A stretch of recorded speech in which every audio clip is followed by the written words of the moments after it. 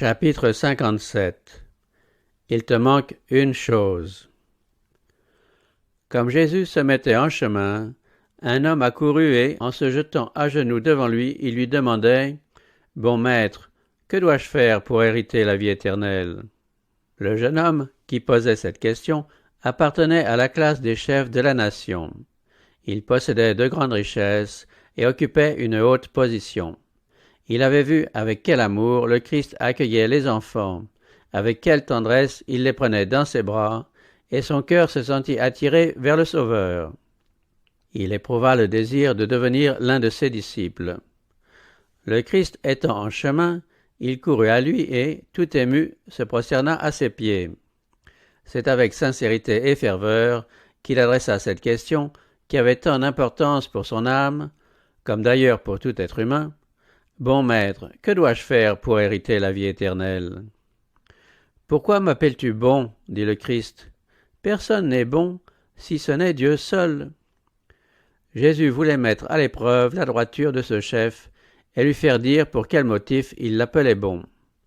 Comprenait-il qu'il s'adressait au Fils de Dieu? Quel était le vrai sentiment de son cœur?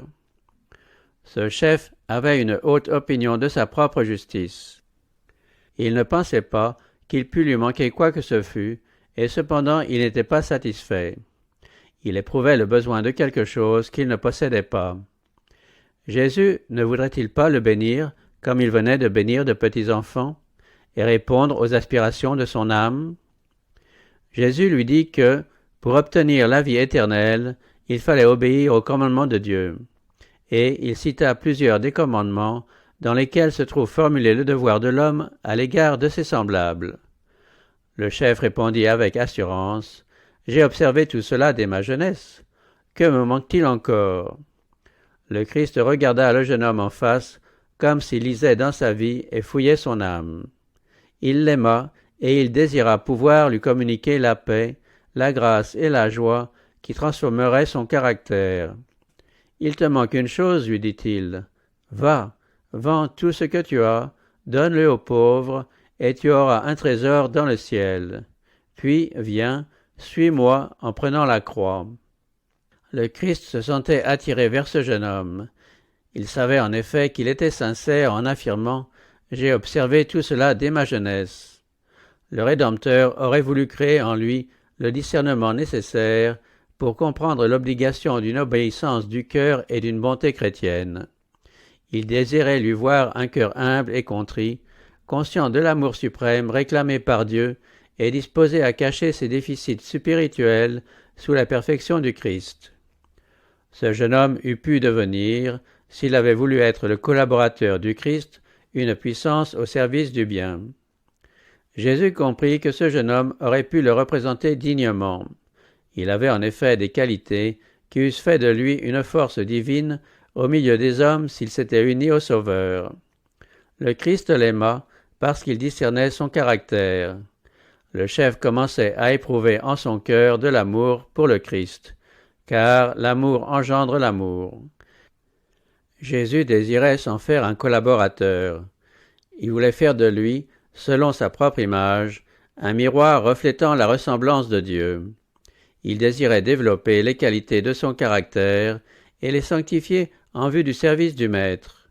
Si le chef s'était donné au Christ à ce moment-là, il se serait développé dans l'atmosphère de sa présence. Combien son avenir eût été différent s'il avait pris cette décision. « Il te manque une chose, dit Jésus. Si tu veux être parfait, va, vends ce que tu possèdes, donne-le aux pauvres, et tu auras un trésor dans les cieux.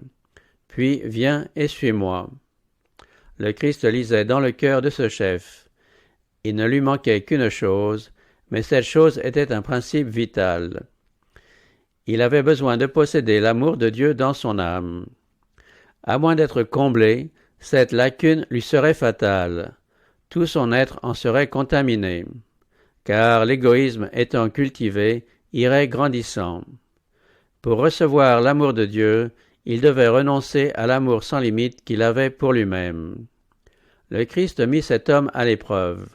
Il l'invita à choisir entre le trésor céleste et la grandeur mondaine. Le trésor céleste lui était assuré s'il consentait à suivre le Christ. Mais il fallait renoncer au moi. Il fallait soumettre sa volonté à celle du Christ. C'est la sainteté même de Dieu qui fut offerte au jeune chef.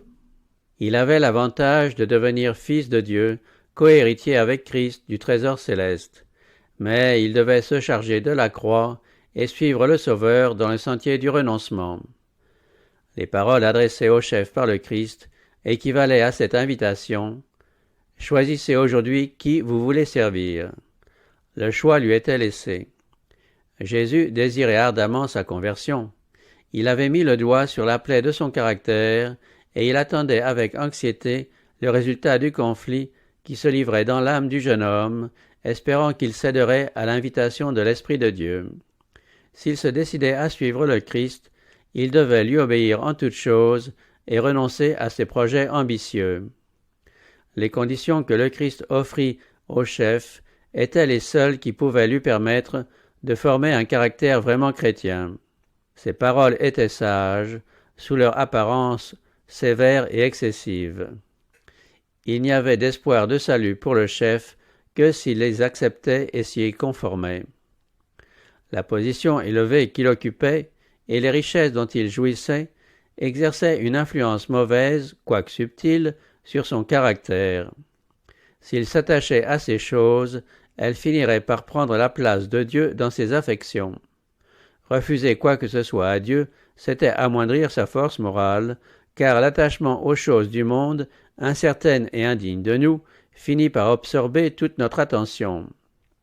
Le chef comprit à l'instant ce qu'impliquaient les paroles du Christ, et il en fut attristé.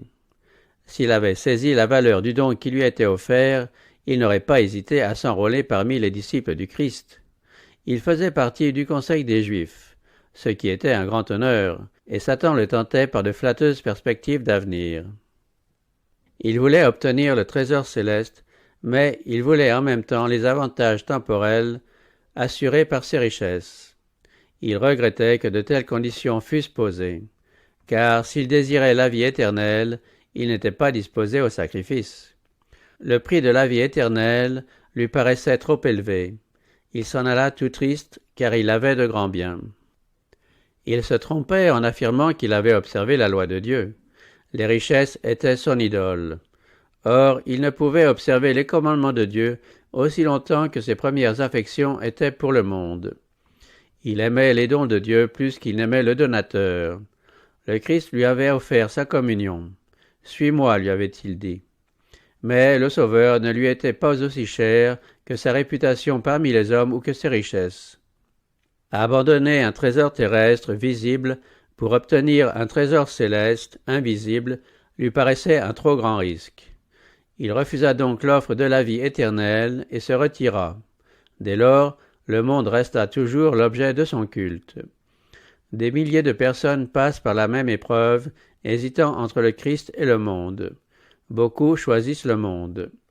Comme le jeune chef, elles se détournent du Sauveur, se disant à elles-mêmes « Cet homme-là ne sera pas mon maître ». La manière d'agir du Christ à l'égard de ce jeune homme doit être pour nous une leçon. Dieu nous a donné la règle de conduite que chacun de ses serviteurs doit suivre. Il s'agit de l'obéissance à sa loi, non pas une obéissance purement légale, mais une obéissance qui pénètre dans la vie et qui se manifeste dans le caractère. Dieu a placé son propre idéal devant tous ceux qui veulent devenir des sujets de son royaume. Ceux-là seuls seront reconnus comme fils et filles de Dieu qui consentiront à devenir ouvriers avec le Christ, qui diront « Seigneur, tout ce que j'ai et tout ce que je suis est à toi ». Chacun devrait réfléchir à ce que comporte désirer le ciel et s'en détourner néanmoins à cause des conditions exigées. Songez à ce que signifie un refus opposé au Christ. Le chef dit « Non, je ne puis tout donner ».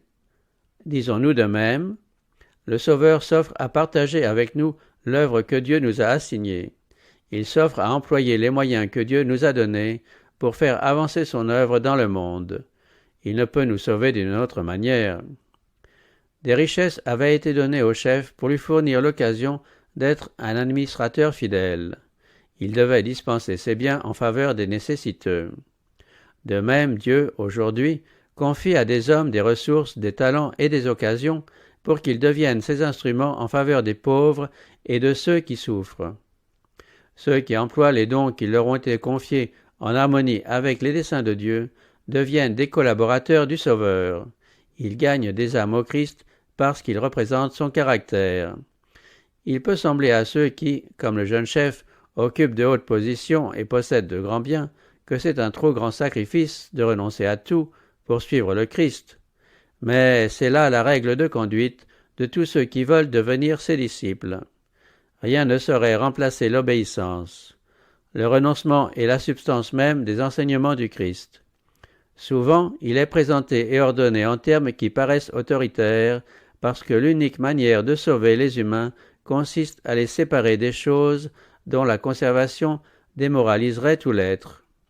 En rendant au Seigneur ce qu'ils ont reçu de lui, les disciples du Christ accumulent des trésors qui leur seront donnés au jour où ils entendront ces paroles. « C'est bien, bon et fidèle serviteur, entre dans la joie de ton maître, qui, en échange de la joie qui lui était proposée, a supporté la croix, méprisé la honte, et s'est assis à la droite du trône de Dieu. » La joie de voir des âmes rachetées, sauvées pour l'éternité, sera la récompense de tous ceux qui marchent dans l'empreinte des pas de celui qui a dit « Suis-moi ».